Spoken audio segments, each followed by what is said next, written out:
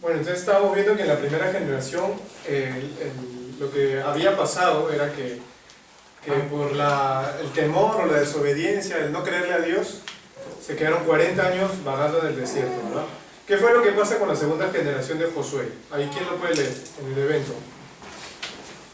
Conquista, posesión y establecimiento en la tierra prometida. Este es muy importante, ¿eh? Porque esta parte es la conquista, la posesión de la tierra, y este punto aquí, establecimiento en la tierra.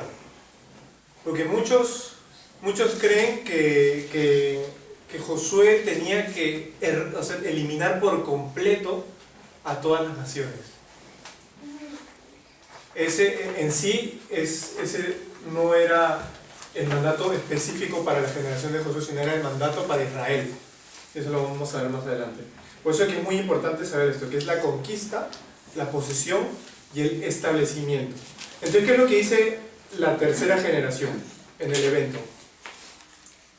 Debían cumplir el mandato de Dios de eliminar a los pueblos enemigos alrededor de Canaán. Así es.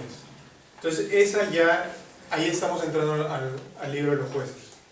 Que esta generación que quedaba atrás, Josué, ya estaba establecida en la tierra de Canaán.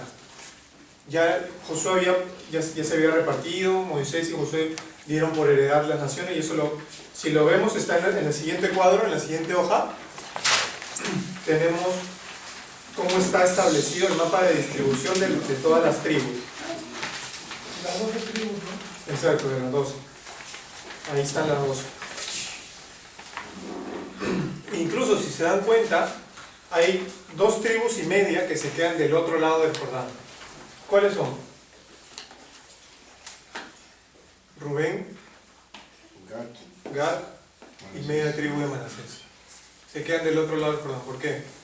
Porque dijeron, no, aquí estamos bien, no queremos meternos no queremos, ¿cómo se dice?, bregar, a tener complicaciones con los cananeos, así que mejor nos quedamos aquí. Y obviamente Moisés le dijo, cuando Rubén se quedó ahí, y Gad, Moisés le dijo, pero ustedes, cuando sus hermanos vayan a conquistar, ustedes van a tener que ir con ellos. Y eso es lo que vemos. Al final, en Josué, ellos van y apoyan a la conquista. Pero eso es lo que pasa. Entonces, ya estamos más o menos centrados en el contexto, después del Éxodo, qué fue lo que pasó, y ahora estamos entrando al libro de los jueces en ese sentido. Entonces, a ver, ¿quiénes se acuerdan qué jueces conocidos hay, por ejemplo?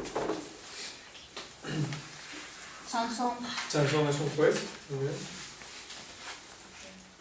¿Qué otro juez conocido tenemos? ¿Se acuerdan? Gedeón. El incrédulo Gedeón, ¿no? ¿Qué más? ¿Qué otro juez que conozcan? Débora. Ahora. Ahí en el cuadro 2, ahí tenemos toda la lista de los libertadores o de los jueces, que son 12 en total, 13 con Débora, si lo queremos contar como jueza.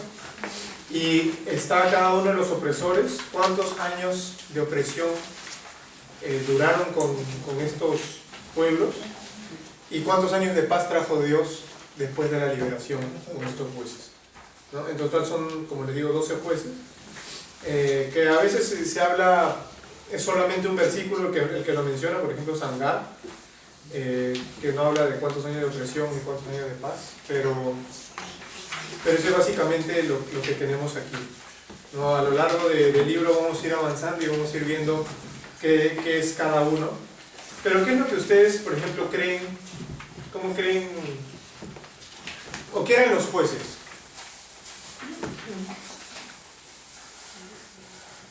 ¿Quiénes eran los jueces? Impartían hombres, impartían orden, ponían orden, hacían justicia, luchaban, ¿no?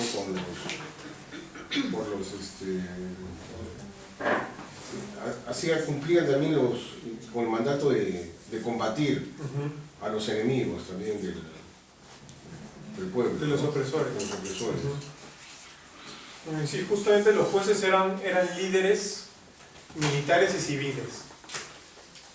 Eran personas que el Señor levantaba en su misericordia para poder hacer frente a los pueblos que estaban oprimiéndolos.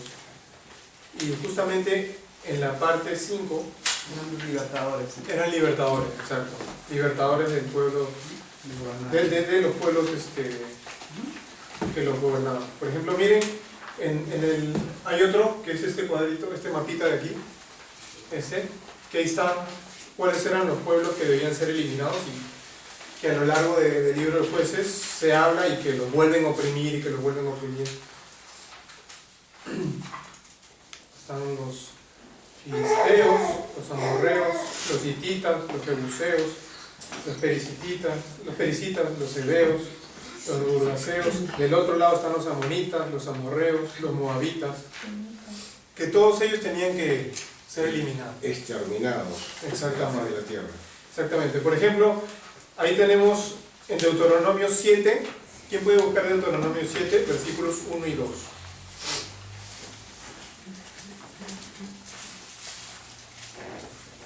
Leo. Sí. Cuando Jehová tu Dios te haya introducido en la tierra en la cual entrarás para tomarla, y haya entrado delante de ti a muchas naciones, al ateo, al gergeseo, al amorreo, al cananeo, al fereceo, al heveo y al jebuseo, 7 naciones mayores y más poderosas que tú, y Jehová tu Dios las haya entregado delante de ti y las haya derrotado, las destruirás del todo.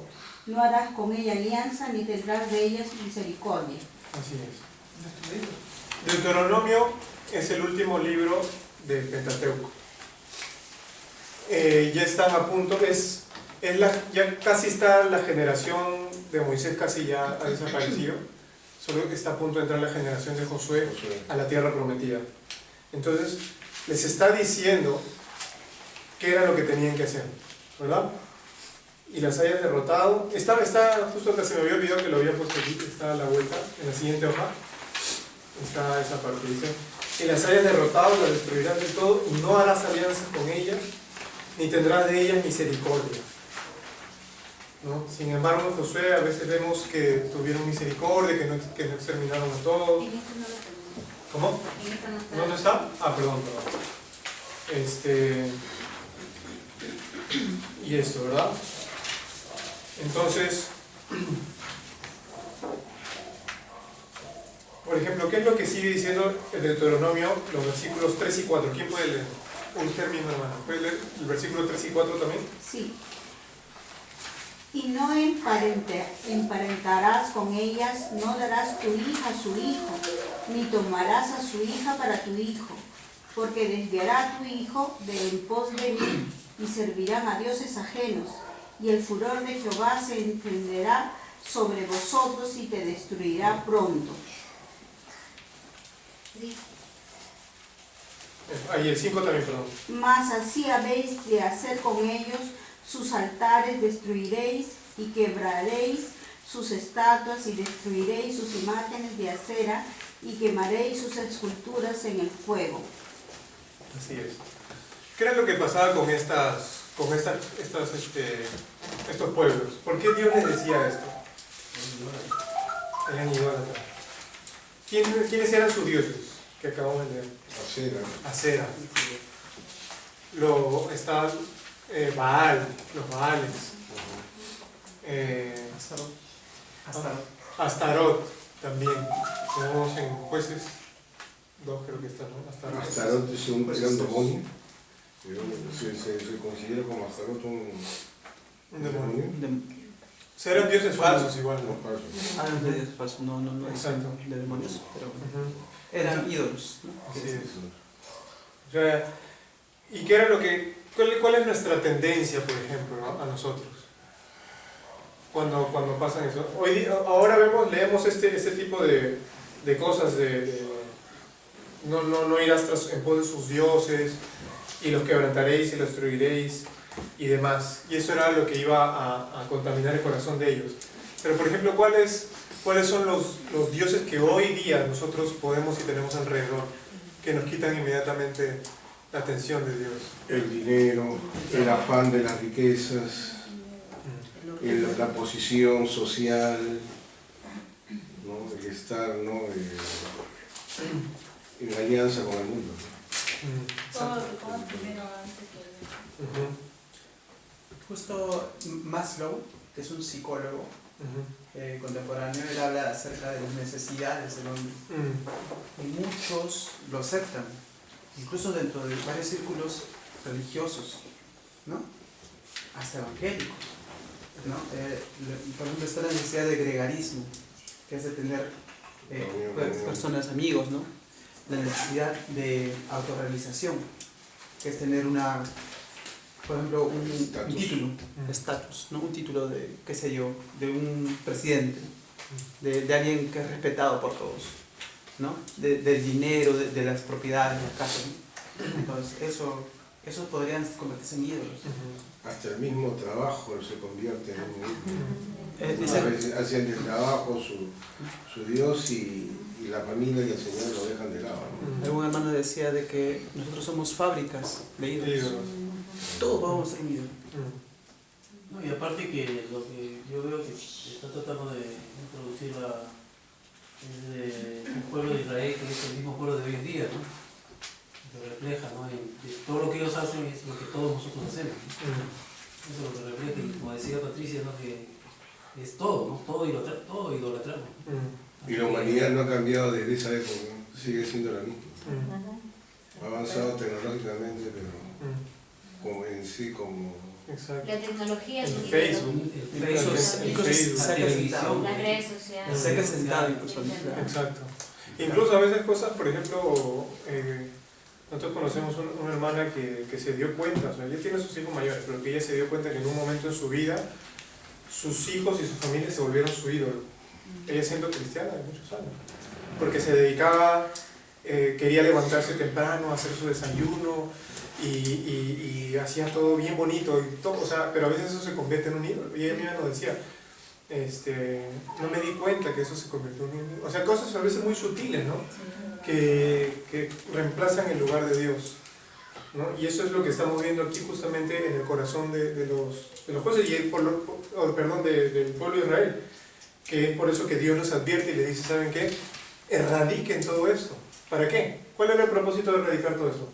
¿Quién se iba a quedar con toda esta tierra si todos ellos morían? Claro, es el pueblo de Israel. El pueblo- ¿Y a quién tenían por Dios ellos? Al Señor, a Jehová. Así es. Así es. Entonces ese era el propósito, de que Dios, el nombre de Dios sea exaltado en toda la tierra, ¿no? Entonces, ya entendiendo un poquito este contexto muy general, por ejemplo, vamos nuevamente a la primera hoja. ¿Cuál es el propósito de los jueces? Libertad, ¿no? Libertad al pueblo ante un ciclo que bien dijiste, ¿no? Que también algunos llaman el ciclo de las 4 R's, ¿no? De reposo, un tiempo que hay de reposo en Israel. Después hay rebelión, porque al estar cómodos en ese reposo, después encuentran esta rebelión que ya no necesita más de Cristo. Después hay una retribución, ellos se arrepienten, algunos llaman un arrepentimiento mediano, pues cada vez se hace menos profundo a lo largo del libro, y después hay un rescate, que es la 4 R, ¿no? Un reposo, después hay una rebelión por una comodidad que ellos tienen, que nosotros también podemos tener, pero hay una retribución cuando nos arrepentimos, y después hay un rescate, y en el rescate entran la tarea de los jueces, que son una figura de Cristo, ¿no? En realidad, en quien viene Él y Él nos va a dar el reposo eterno, ¿no? Libertador. Justo acá yo había puesto ya William se desanticipó, pero el propósito de aquí, yo había puesto el que lo estamos tomando, nosotros estamos llevando un libro que es el de Timothy Keller, un pastor de Estados Unidos, y ahí, ¿quién puede leer el propósito que él expresa justamente en este sentido? Jesús muestra que la Biblia no se trata de ejemplos morales. Se trata de un Dios de misericordias que trabaja en medio de nosotros a pesar de nuestra resistencia a sus propósitos. ¿Puedes leer otra vez? Más cositas. Jueces muestra que la Biblia no se trata de ejemplos morales. Se trata de un Dios de misericordias que trabaja en medio de nosotros a pesar de nuestra resistencia a sus propósitos. ¿Alguna reflexión de ese propósito? ¿Cuántas veces nosotros nos resistimos a Dios? Muchas O veces. sea, ¿cuántas veces nosotros levantamos a Dios en nuestra cabeza y decimos, Señor, ¿pero por qué? ¿Por qué me pasa esto a mí? ¿O por qué me has dado esto? ¿Por qué tengo que pasar? ¿Hasta cuándo? ¿Hasta cuándo? ¿Hasta cuándo? ¿Por qué yo? ¿Por qué yo? ¿No? Sin embargo, Dios, en su misericordia, por ejemplo, en el libro de Jueces, el pueblo en rebelión total, todo el mundo perdido, idolatrando, entregando sus hijos al fuego, al sacrificio, a otros dioses. Y sin embargo, ¿qué es lo que hacía Dios? Levantaba un juez. Cuando el pueblo no lo merecía. El pueblo no. ¿Y qué es lo que hace con nosotros? Como decía William, por eso que decía que se adelantó. Cuando nosotros no merecemos salvación, lo que tu canción hace un momento, el Señor levanta a un Cristo, a su Hijo, para libertarnos del pecado. Y en cada momento. O sea, en términos cristocéntricos, al final el propósito del libro es entender y ver a Cristo. Cómo es que Dios tiene misericordia de nosotros, que a pesar de que hemos sido rebeldes, de que hemos sido enemigos suyos, Él levantó un juez que se levantó por nosotros, vivió una vida perfecta y erradicó por completo el pecado de nuestras vidas, para que podamos ser aceptos delante de Dios. Ese es el propósito en términos cristocéntricos, ¿no? O sea que esos jueces representan a una persona. Como decía William, a Cristo. Cada juez representa a Cristo. Es un libertador, nuestro libertador, el perfecto libertador, Jesús. Yo tengo acá una imagen que es, bueno, estaba tratando de resumir. Muéstralo a la cámara. Bueno, acá está la imagen, no sé si se vea bien, pero Los ciclos. sí, hay unos ciclos que el hombre va pasando en el tiempo, el pueblo de Israel. Por ejemplo, acá vemos, no sé si podemos ver todos, es como un monte, ¿no? Después otro monte, y cada vez se va haciendo más pequeño el monte.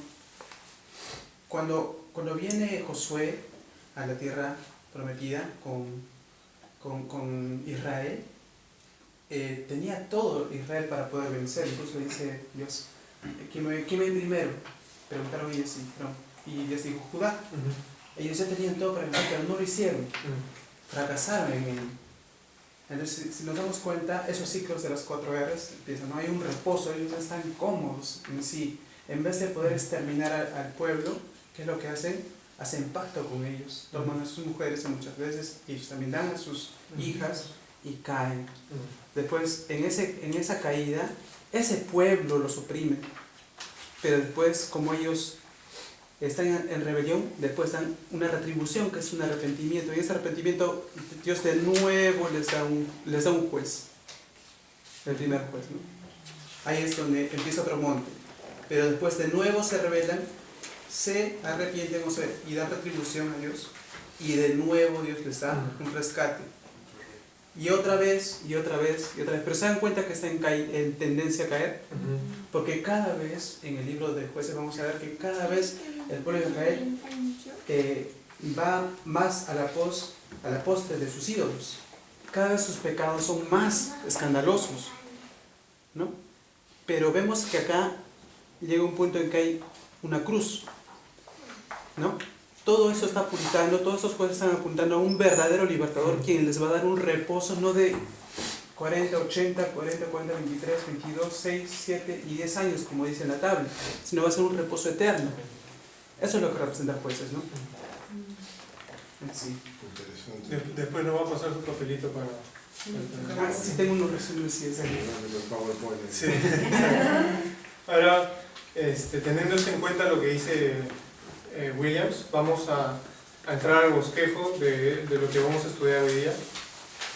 Y por tema de tiempo no vamos a leer todos los pasajes, pero ahí tienen ustedes para leer todo el pasaje a medida que vayamos avanzando. Pero vamos a ver el bosquejo que tenemos. El cuadro 3. Cuadro 3. Sí. Entonces, ahí está. Cuadro 3. Jueces 1 y 1, 2. Por ejemplo, Guillermo, a ver, ya que tú dijiste, ¿de qué se trata? El pueblo consulta a Dios de quién debería ir a la guerra primero, y Dios responde.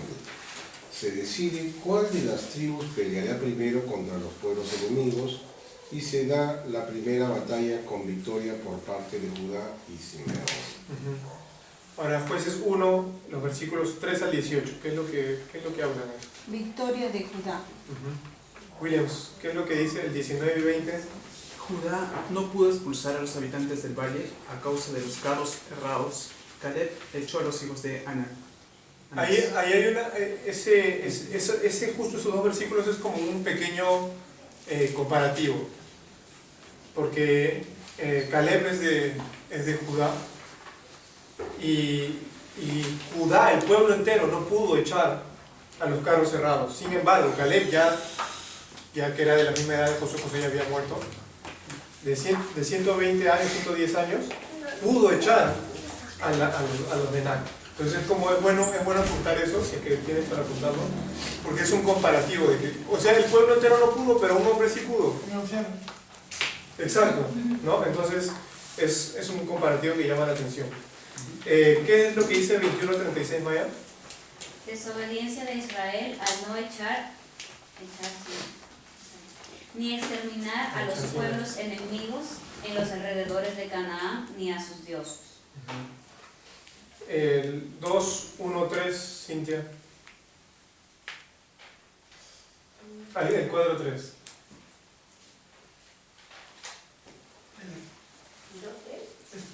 Jueces 2.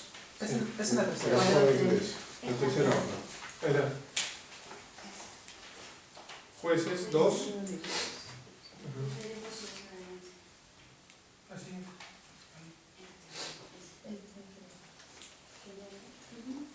El juicio de Dios por su desobediencia.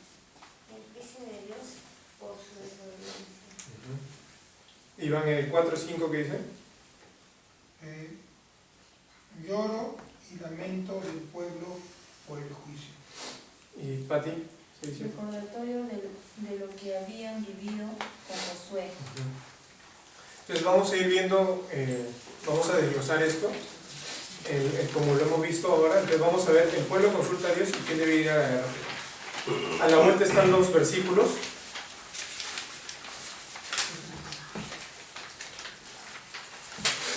Creo que debemos disfrutar la lectura. Podríamos aventurar. Vamos a dar lectura a los versículos claves. ¿Usted no me puede leer el 1 y el 2, el versículo 1 y 2? ¿De acá mismo? Sí, después es 1, sí, el 1 y el 2.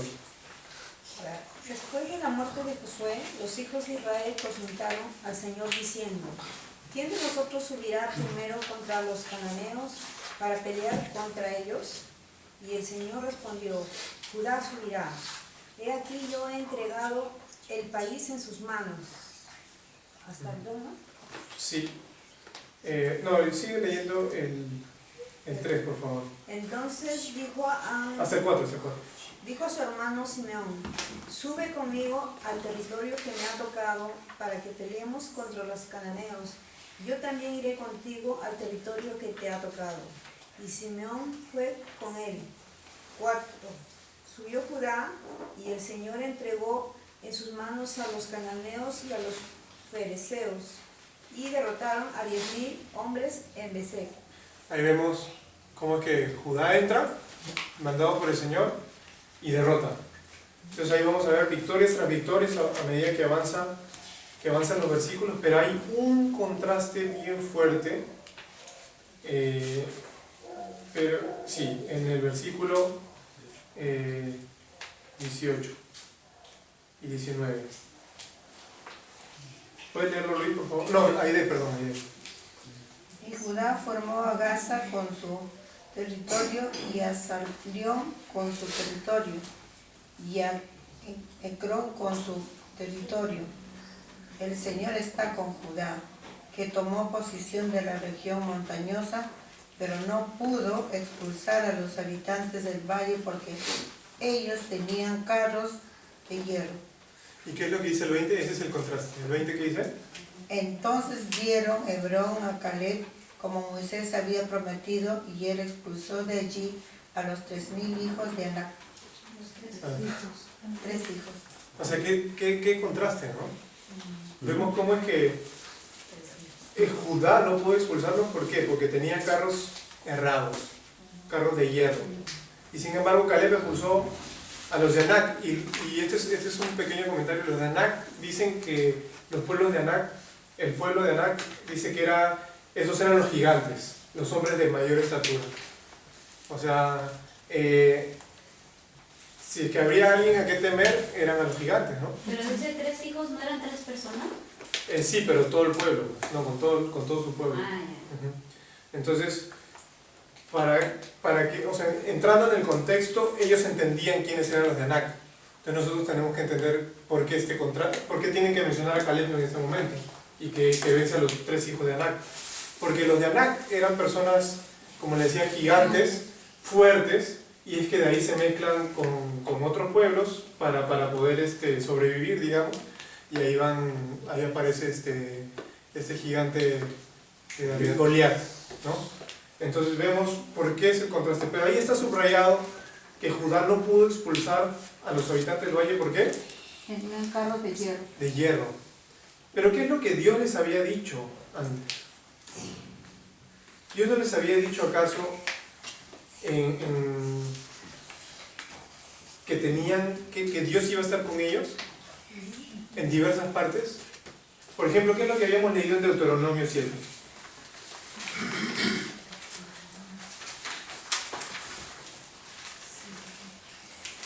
7:1, otra vez.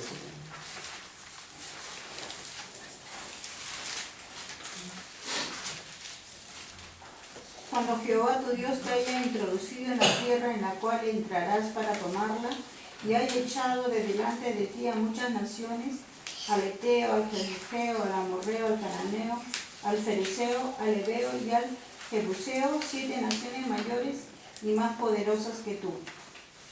¿Y Jehová tu Dios? Y Jehová tu Dios las haya entregado delante de ti. Ahí. ¿Quién se las iba a entregar? Jehová. ¿Y qué pasó? Por temor o por miedo o por... No confiaron No confiaron. en el Señor. Por falta de fe. No confiaron en el Señor. ¿Y cuántas veces nosotros, por ejemplo, nos vemos en esa situación? Muchas veces no nos percatamos que el Señor está con nosotros luchando nuestras batallas. Ujú. ¿Y cuál fue la batalla más grande que luchó? La separación, Cristo, el Hijo, la separación del Padre. ¿Por quién? ¿Por quién lo hizo?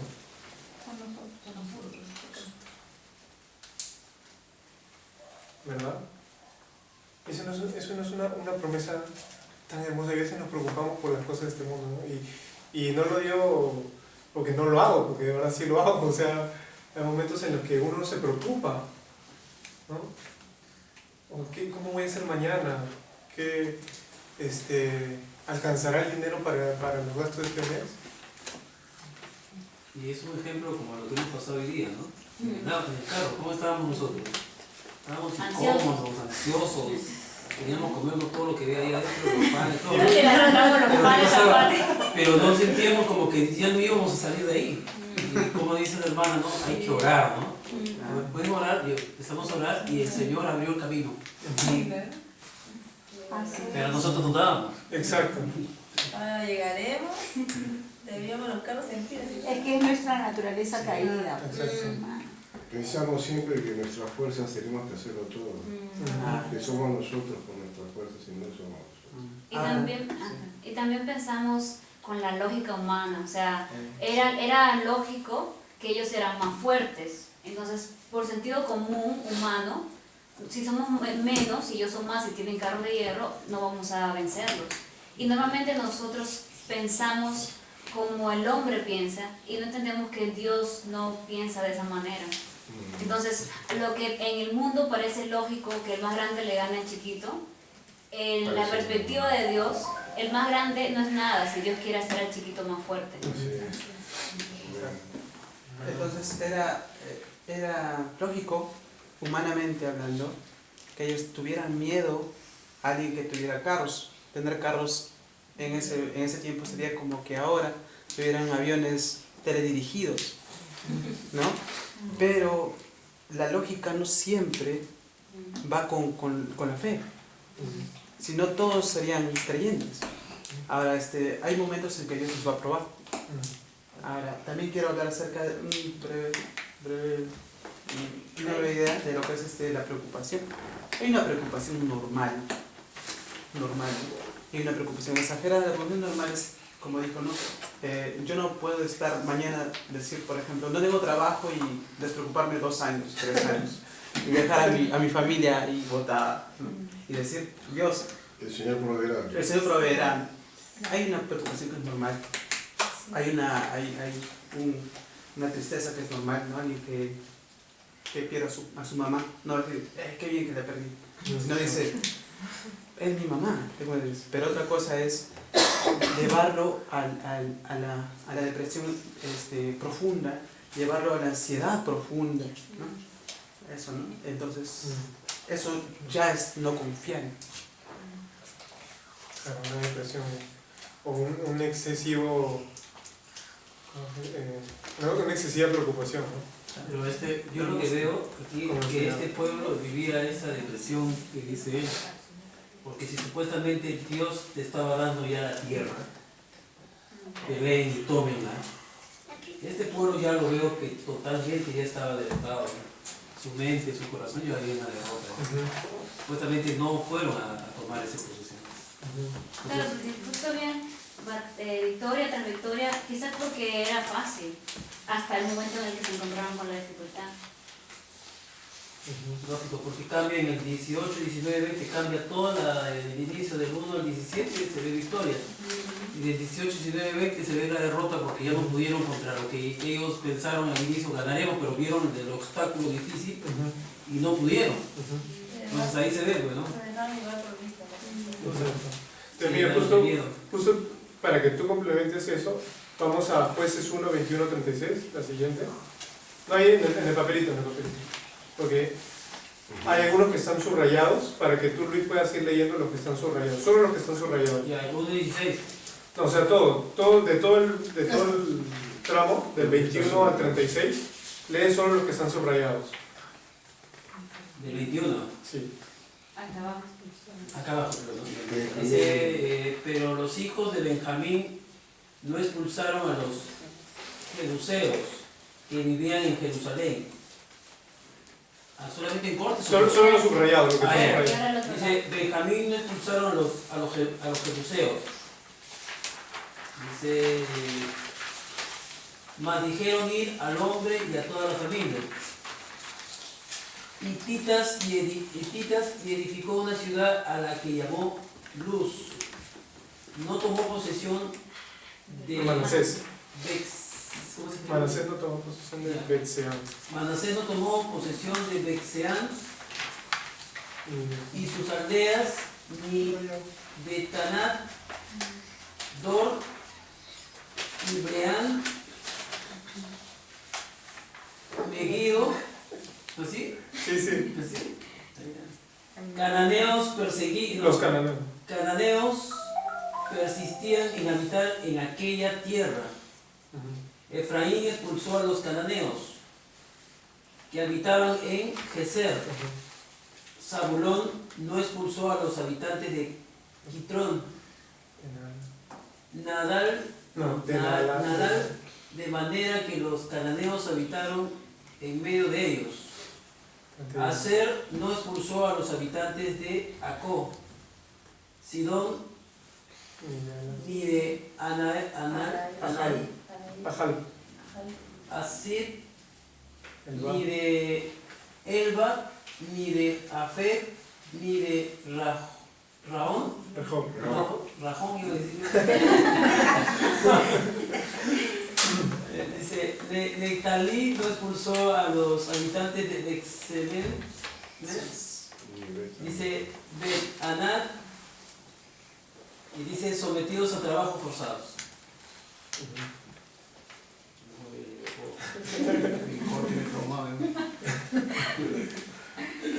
O sea, básicamente la idea aquí es de que vemos entre tantos nombres raros que los pueblos de Israel no expulsaron a la gente, ¿verdad?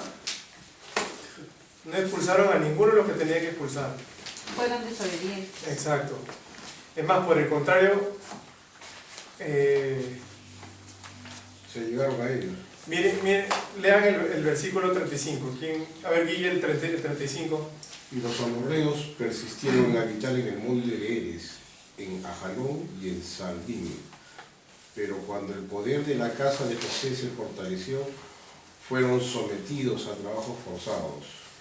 En un punto fueron sometidos a trabajos forzados. O sea, los de Israel sometieron a esos pueblos. Exacto. A esos pueblos. En la Reina Valera dice, los hicieron esclavos. Ajá.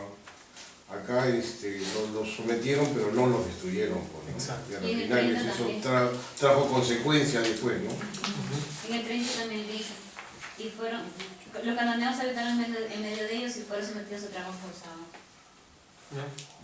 O sea, ¿cuál era el mandato de Dios otra vez? Era destruir, tranquilar. ¿Pero qué fue lo que ellos vieron? Una mejor forma de vida porque iban a ser sus esclavos, ya no iban a trabajar, iban a estar más cómodos, los vamos a utilizar a ellos, nosotros nos vamos a librar de las tareas del campo, ellos lo harán. Entonces, un beneficio, buscaron un beneficio. Exacto. Entonces, a la luz de lo que acabamos de leer, de ese beneficio que aparentemente estaban buscando, ¿era que estaban viviendo derrotados o es que había otra motivación? Yo creo que había otra motivación. ¿Te acuerdas de cómo era la tierra de Canaán? ¿Se acuerdan cómo era? ¿Era rica en qué? De leche y miel. En leche y miel. Y ahora ya están ahí. ¿Y qué tienen ahora? Esclavos. ¿Verdad? Entonces, ¿cuál crees que podría haber sido la motivación ahora a la luz de esto? Personal. Una personal, pero ¿qué es lo que trae esa persona? O sea, ¿en qué sentido? La palabra... Que piensan que no necesitan de la ayuda de Jehová. que quieren vivir de manera cómoda. ¿Verdad? No, yo estoy aquí en esta tierra, ya el Señor me la entregó, ya llegué, ya puse mis tiendas, mi familia está aquí bonito, entonces ahora sí, me recuesto. Y sigo viviendo y la tierra me produce, seguimos adorando a Dios, pero también adoramos otros dioses. Eso me hace pensar ¿no? Como después también veo los jueces cómo empiezan, ¿no? Cómo será más adelante, ¿no? Pero y veo cómo somos, ¿no? Porque a veces nos viene el gran trabajo, podría ser, y te sientes igual, ¿no? La comodidad, ¿no? Es Cristo que Igual la vida también, cristiana también. que también ellos que han vivido tantos años en la esclavitud, ¿no? Someter, tal como ellos fueron sometidos, y vivir como los hicieron ellos, ¿no?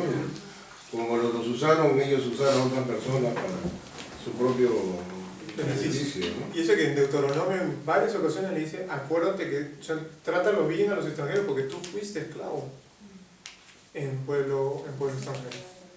Pero que el mandato no era que que te hicieras amigo ni que hicieras bueno con ellos. Exacto. Ahí lo que tenías que hacer era darle Exterminar. vuelta, sí o sí. Es la importancia de Sí. poder estudiar la palabra. La palabra no es de interpretación propia, ¿no? Dios pone a maestros para que lo puedan leer. Hay muchas personas que dicen, si acá dice Dios que que nosotros tenemos que tratar bien a los extranjeros, ¿por qué acá no podemos tratarlos bien?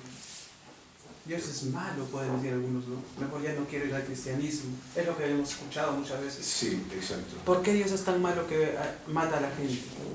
Exacto. Pero en realidad lo que debemos saber es el contexto. No es que Dios se contradice. En la Biblia vamos a ver aparentes contradicciones. Aparentes. Pero siempre hay que pedirle a Dios sabiduría. Y ahí están. Entonces, acá Dios le manda. Le dice, vas a exterminar a sus pueblos. ¿Por qué? ¿Porque nosotros somos mejores que ellos? No, ¿O porque ellos están en su idolatría? Todos merecemos morir. Todos. Ni siquiera los israelitas merecían vivir. Porque nadie puede ser salvo por obras. Pero ellos no lo hicieron porque en este contexto se estaban revelando el mandato expreso de Dios. Así nosotros tenemos que ver también, eso tenemos que llevar a la vida espiritual, ¿no? La palabra.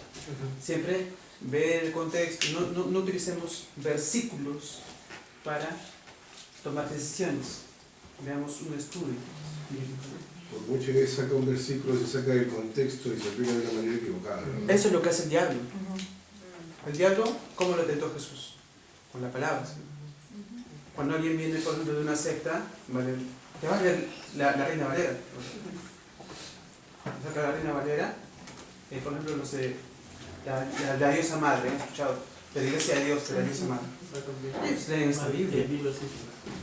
Los Nicodemo y ellos sabían la palabra, pero no la entendían. Eso no.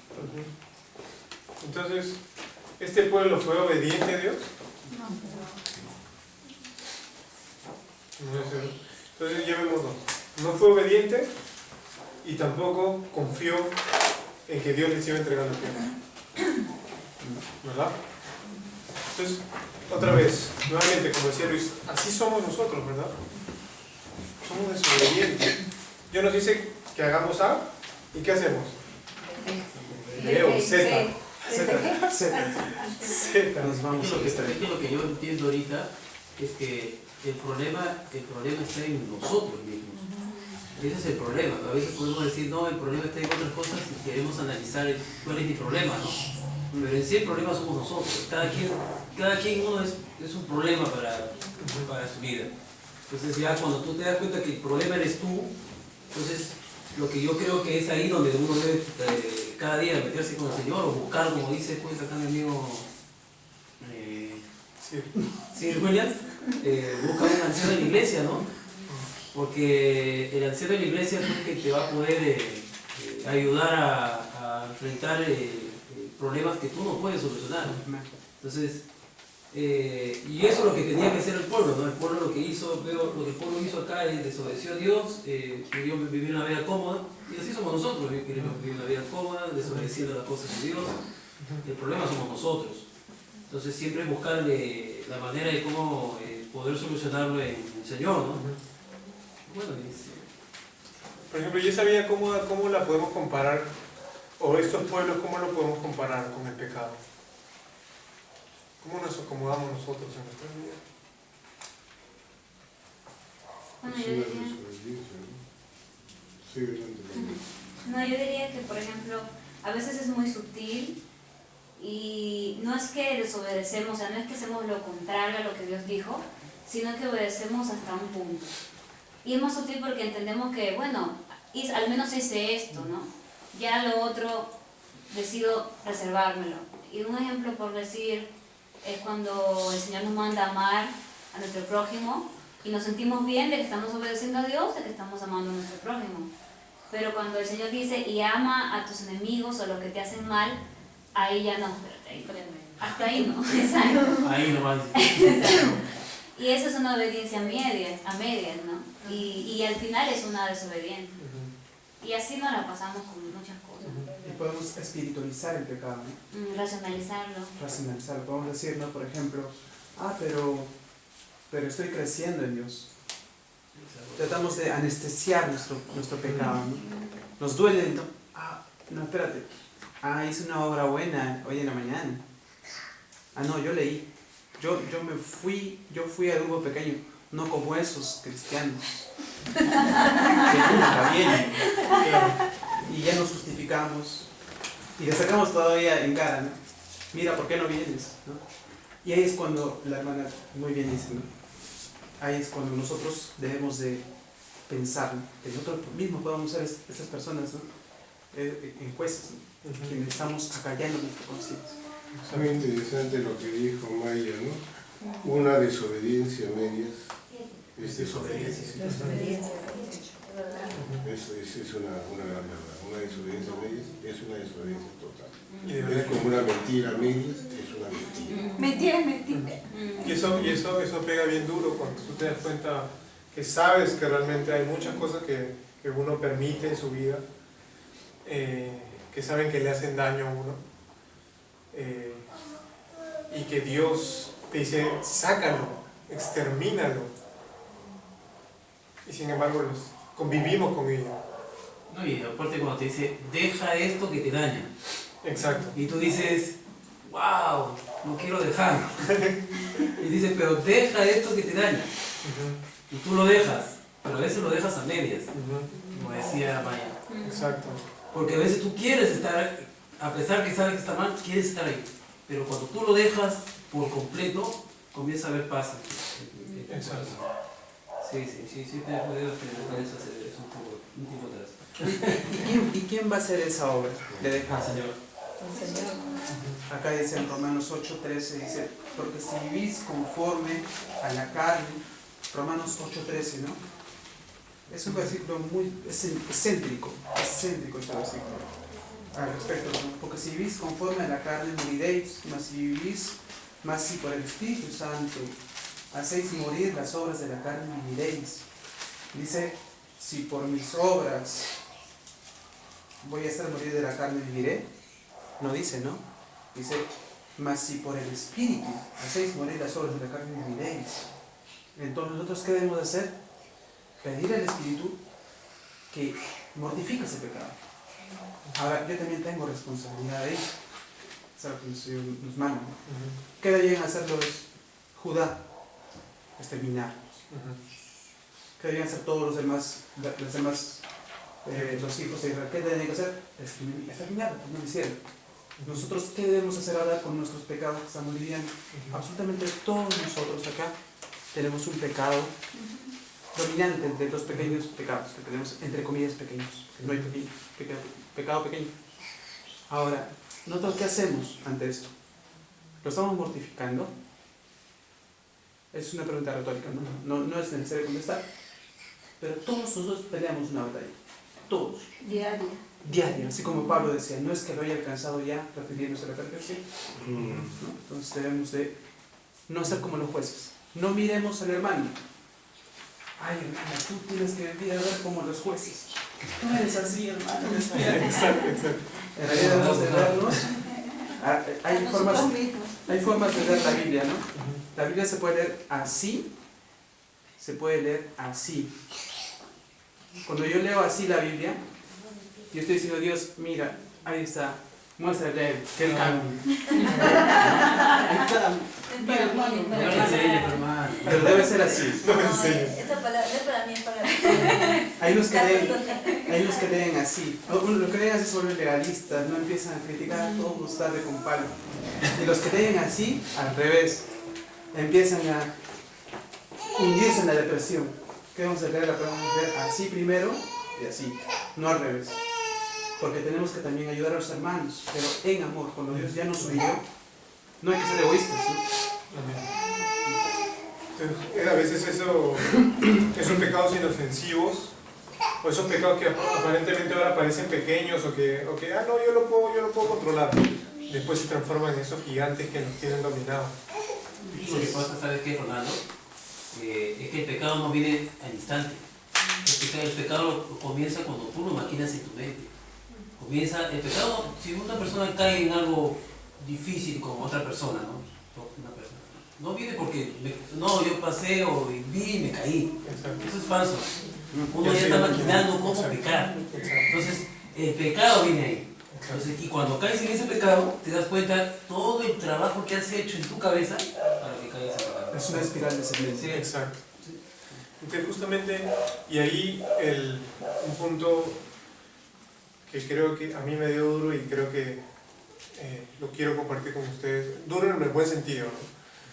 O sea, Cristo es la tierra prometida. Él es nuestra tierra prometida. Ya lo tenemos, o sea, ya estamos en Él.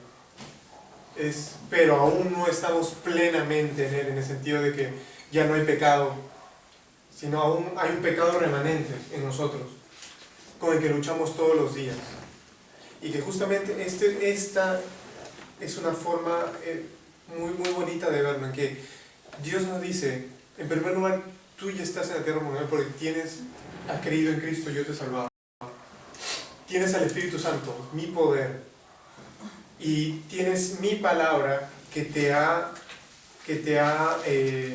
he dicho que todas las cosas son para tu bien, que tú te ejercites en la piedad, que yo ya vencí el pecado, que no estés preocupado por los afanes de este mundo, sino ven y busca primeramente el reino de Dios, su justicia y demás. Todas las promesas de Dios las tenemos ahí. Entonces, ¿qué vamos a hacer? ¿Vamos a acomodarnos o vamos a seguir conquistando la tierra? Vamos a decir, no, es como decía Luis, eso de aquel no, es algo que me está haciendo daño y no lo quiero soltar, pero aunque duela, vamos a destruirlo, pero no en nuestras fuerzas, no confiando en que Cristo ya lo hizo, y al mirar a Cristo, y al desearlo más, y al estar más con Él, entonces vamos a poder realmente ver eso como algo ya derrotado, ¿no? Y seguir ejercitándonos de esa manera. Ahora es una constante, es una disciplina, y justo en toda disciplina natural y espiritual cuesta.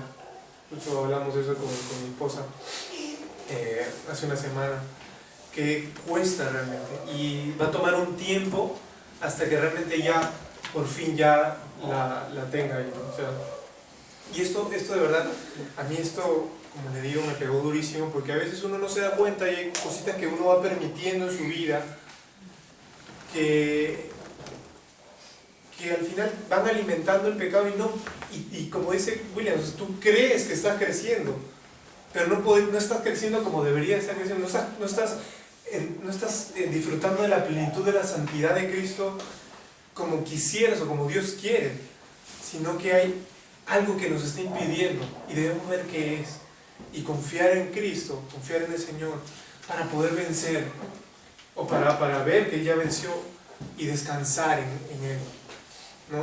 Ese es el punto al final, o sea, ver que Cristo ya venció, ver que Cristo es nuestro libertador y que aún hay áreas en nuestra vida de pecado que debemos de combatir, pero no nuestra fuerza. Como veníamos cantando de carro, no es con espada ni con ejército, sino con su Santo Espíritu. Y ese es el Santo Espíritu de Dios que está en nosotros, que está obrando santificación en nosotros cada día. Entonces, creo que por tema de tiempo nos vamos a quedar ahí, pero sí. Entonces, pero el punto es, o sea, el punto del estudio de hoy, simplemente lo que vamos a, los versículos en adelante es para confirmar lo que estamos viendo ahora, nada más, de que hay un pueblo que llora y se lamenta cuando escucha el juicio de Dios, que dice que no va a echar a estos pueblos de alrededor, no los va a echar de delante de ellos porque desobedecieron, y es algo que Dios les había advertido: si ustedes se juntan con ellos, yo no los voy a echar, dice en Deuteronomio, Josué, y Dios está cumpliendo su palabra. Pero sin embargo, Dios tiene misericordia, no los echa, pero levanta jueces para que en medio de su aflicción, en medio de su opresión, se levante un juez para poder aliviar y traer paz al pueblo. Entonces nosotros queremos seguir cayendo en esos momentos, como algo que conversamos también en la semana, a veces Dios trabaja con aflicciones en nuestra vida y es la mejor forma, o no la mejor, sino la más usual en nosotros, los hijos de Dios. ¿Por qué? Porque somos duros, porque somos como el pueblo de Israel, que en todo momento estamos ahí dando vueltas y jugamos con el pecado y por ahí coqueteamos un poco y otra vez el Señor plum. Pero nosotros queremos vivir de esa manera o realmente queremos salir disparados a la presencia de Dios para poder vivir vidas plenas y no tener que estar en ese ciclo constante de que me relajo y otra vez el Señor tiene que zamaquearme, ¿no? Y es algo difícil en cada uno, es una disciplina que tenemos que hacer y que tenemos que ejercitar. Pero al final el punto nuevamente es, Cristo ya venció. Confiemos en Él, miremos quién es Él, su vida perfecta, las promesas que Dios nos ha dado en su palabra, y sigamos adelante en esta vía de conquista, porque es una vía que tenemos que seguir conquistando, no como otras personas que buscan otro tipo de conquista lo dicen, sino conquistando y ganando más santidad, siendo más como Cristo, ¿no? ¿Ibas a decir algo? Sí, que justo cuando hablamos de los ídolos, Astarot y Baal, dice que sus pecados, o sea, eran escandalosos. Ellos sacrificaban a los niños, a los recién nacidos, a los ídolos. Tenían pecados sexuales inmorales entre ellos, con los participantes. O sea, era algo que daba asco mirarlo, ¿no? Y lo que me impresiona es que el pueblo de Dios llega a participar de esos ritos. ¿Y cómo es que un pueblo que ha caminado con Dios tantos años, de repente se encuentra realizando actos atroces como esos, ¿no? Y yo pienso que el punto es, y lo peligroso del pecado es, que en nuestros corazones el pecado es progresivo, nunca se detiene. O sea, si le damos rienda suelta a nuestro pecado y nos vamos apartando de Dios, el pecado que habita en nuestros corazones va a ir en aumento. Por eso vemos personas que han caído hasta lo último, ¿no? Y yo creo que ese es el punto de saber que cuando no estamos exterminando el pecado sigue avanzando en nuestros corazones y retuerce nuestras vidas. No sabemos hasta dónde puede llevarnos, ¿no? Y creo que, como decía Ronaldo, la forma en la que podemos realmente batallar es llenándonos de la palabra de Dios. Porque cuando estamos viendo que nuestra mente no está pensando como Dios, o sea, cuando nuestra mente se está inclinando a cosas pecaminosas, a pensamientos que no sabemos que no vienen de Dios, eso es una alerta. O sea, cuando empezamos a sentir, nosotros sabemos que hay cosas en nuestra mente y en nuestro corazón que no deberíamos sentir, resentimientos, iras, celos, envidias, lo que sea, que sabemos que en nuestro corazón se están generando, o pensamientos que sabemos que no honran a Dios. Eso es una alerta que Dios nos da de que si nuestra mente no está produciéndose esos pensamientos, es porque no estamos llenándonos de la palabra de Dios. Pero cuando estamos saturados de la palabra de Dios, nuestros pensamientos están alineados con su palabra. Y nuestras acciones, por ende, corresponden a eso con lo que hemos llenado nuestra alma, nuestro corazón. No damos cabida. Exacto. No damos cabida a pensamientos de pecado. No viene a nosotros el tema de cuando uno está... Es como lo que dice Proverbios, ¿no? Cómo es nuestro corazón, ¿no? Uno dice que es perverso y engañoso. Nosotros tenemos que tener en cuenta de que así es nuestro corazón. Entonces, nosotros nos mantenemos si nos damos que estamos firmes, porque hay momentos que alguna vez se siente que está firme, como decía algo así William, ¿no? Eso lo queremos mantener como que si nosotros ya no necesitamos, ¿no? Pero tenemos que entender que ese es el corazón que tenemos que nos va a dañar, ¿no? Yo he encontrado un versículo que lo leí, a mí me ayudó muchísimo, en Salmo 7:9 decía, porque el Dios justo prueba la mente y el corazón, ¿no? Dice que Él sabe cómo es nuestra mente y Él sabe cómo es nuestro corazón, ¿no? Entonces, yo creo que a veces es necesario, yo les digo, a veces es necesario pasar aflicciones, yo se lo digo, es necesario porque te hace crecer. Crecer en el sentido de que te vas a dar cuenta de que eso no le agrada a Dios, porque si no tú pasas esa aflicción no te vas a dar cuenta de que no le agrada a Dios. Quizás sabes, quizás no sabes, pero ¿qué pasa? Pero cuando pasa la aflicción, comienzas a darte cuenta, no, esto no le agrada a Dios. No le agrada a Dios y vas creciendo.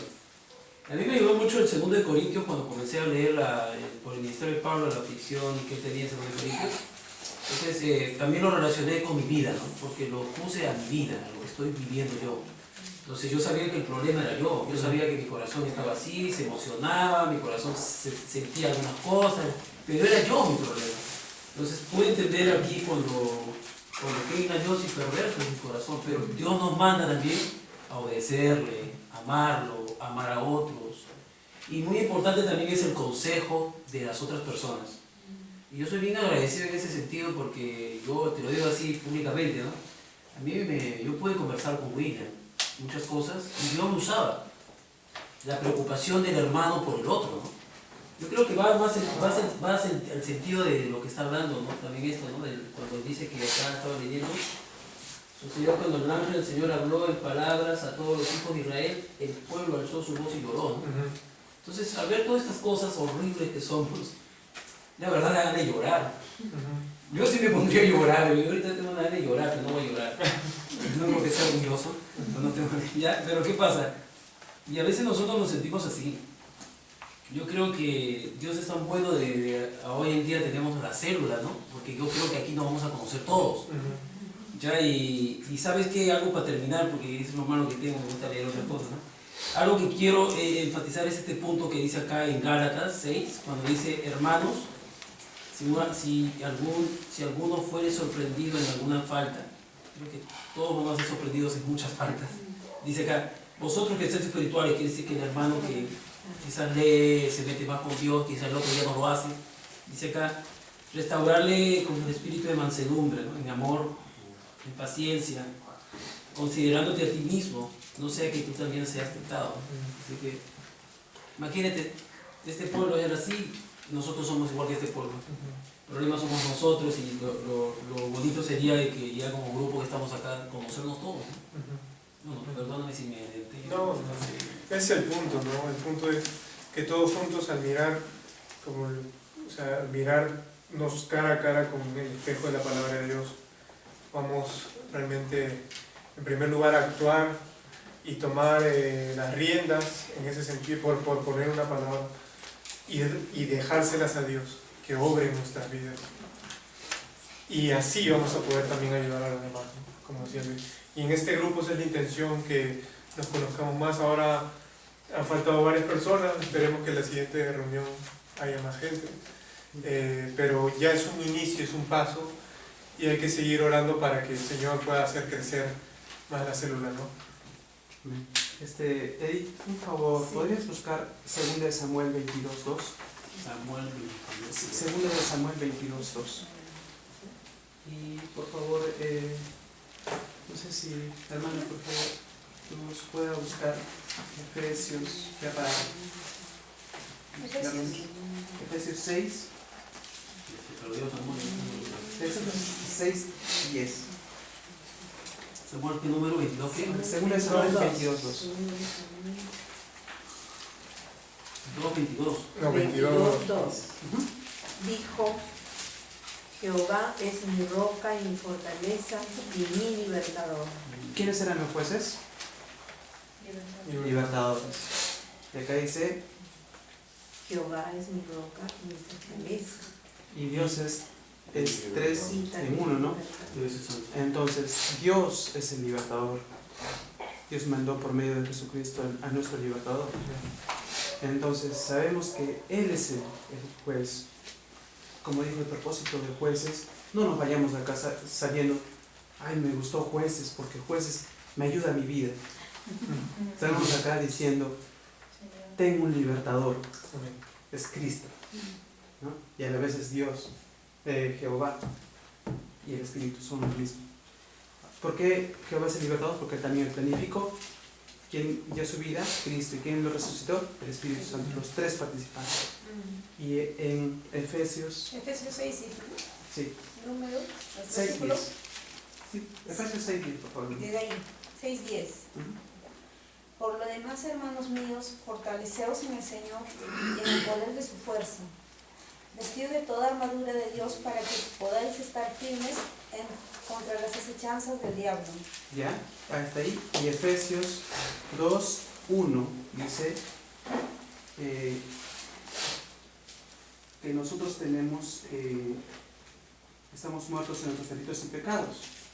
También dice que ¿quiénes son nuestros enemigos? Son tres: el diablo, el mundo y la carne. Tenemos que luchar con el poder del Espíritu, como lo dice hermano. Ahora, ¿cómo es luchar con el Espíritu? En lo práctico. Me voy para acá, el Espíritu, así tengo que luchar.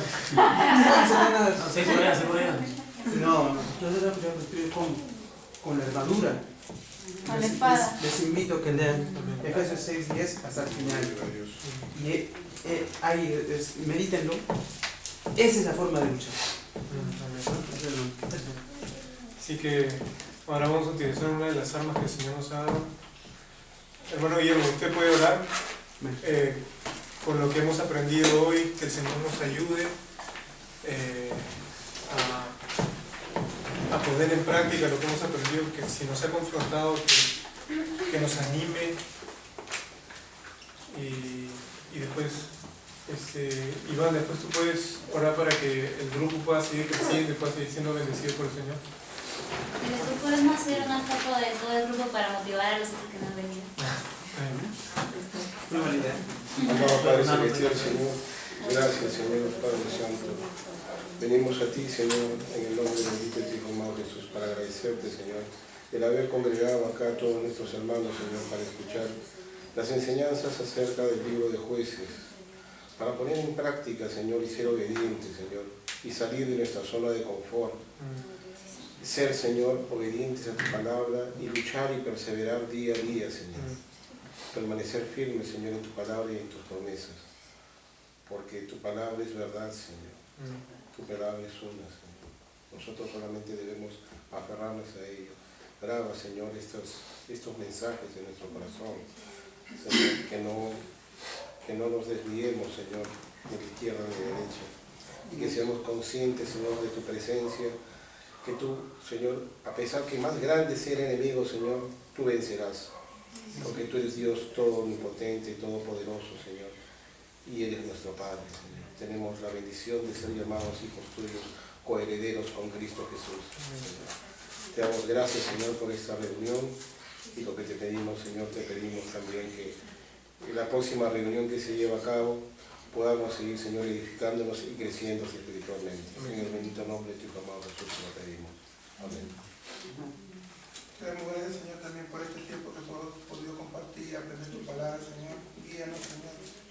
Ponga en nuestro corazón cada día buscarte, Señor, el entender que no nos sintamos autosuficientes, Señor. Siempre dependemos de ti, Señor. Que nos muestres cada día tu presencia, Señor, y haznos dependientes de ti en todo momento, Señor. Gracias, Señor, por este tiempo, por estos hermanos, por los que estamos compartiendo aquí la palabra, conociéndote cada día más, Señor. Gracias por lo que pones tú por intermedio de el que nos trae tu palabra, en este caso del hermano que nos está compartiendo hoy. Y, Señor, tú irás añadiendo también cada día más personas a esto.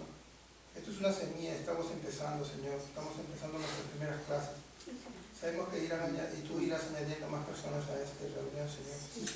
Tú sabes a quiénes van a venir, Señor, quién trae, Señor. Úsanos, Señor, en todo tiempo, Señor. Queremos ser instrumentos tuyos, Señor, para tu gloria, Señor.